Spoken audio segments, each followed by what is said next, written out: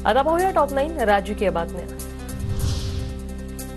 भाजपच्या 25 ते 30 कार्यकर्त्यांचा स्ट्रॉंग रूम मध्ये घुसण्याचा प्रयत्न, पोलीस प्रशासनाने गुन्हा दाखल करण्याऐवजी त्रास दिला, रोहित पवार यांचा गंभीर आरोप।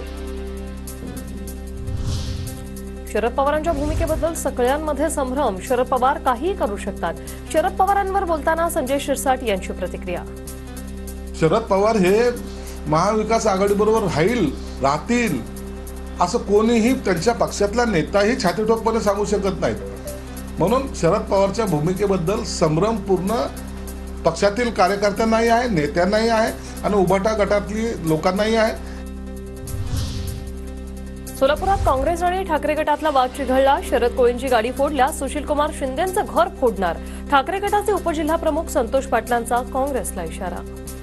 शरद कोळीच्या ऑफिस समोर हे जे काँग्रेसचं एक पदाधिकारी आणि काही भाड्यानं येऊन महिला तिथं जे नाटक करण्याचा प्रयत्न केला त्याचा आम्ही पहिल्यांदा जाहीर निषेध करतो। गाडी जर शरद कोळीची फुटली तर काँग्रेसचं प्रणितीताई शिंदेचं आणि सुशीलकुमार शिंदेचं घर सुद्धा आम्ही फोडू। विनोद तावडेंनी काँग्रेस अध्यक्ष खरगे राहुल गांधींना बदनामी केल्याप्रकरणी नोटीस पाठवली, पैसे वाटत पकडल्याच्या आरोपांप्रकरणी नोटीस, सार्वजनिक माफीनामा जारी करण्याची मागणी। सर्वांना उद्याची उत्सुकता आहे, उद्धव ठाकरेंचं वक्तव्य, कालचा बॉम्ब आधी फुटला असता तर मोठा स्फोट झाला असता, अदानींवर झालेल्या आरोपांबाबत ठाकरेंची प्रतिक्रिया। उद्याची आपण सर्व वाट बघतो आहोत। एकच जरा थोडीशी रुखरुख म्हणण्यापेक्षा काल जो बॉम्ब फुटला तर 4 दिवस आधी फुटला असतो तर त्याचा स्फोट मोठा झाला असता।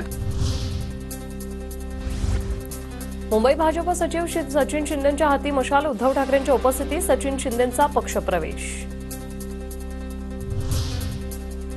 निकालाआधीच मुख्यमंत्री शिंदेंच्या विजयाचे बॅनर, ठाण्यात वागळे भागात मुख्यमंत्री शिंदेंच्या समर्थकांची बॅनरबाजी, विधानसभेत मोठ्या मताधिक्यानं विजय झाल्याचा बॅनरवर उल्लेख। आर्वीचे भाजप आमदार दादाराव केचे राजकीय संन्यास घेणार, दादाराव केचेंनी राजकीय संन्यास घेणार असल्याची दिली माहिती, कारण नसताना चुकीचे आरोप झाल्याची माहिती। काँग्रेसच्या विदर्भातील आमदारांसाठी विशेष विमानाची सोय, निकालानंतर ऐनवेळी दगाफटका टाळण्यासाठी काँग्रेसकडून खबरदारी।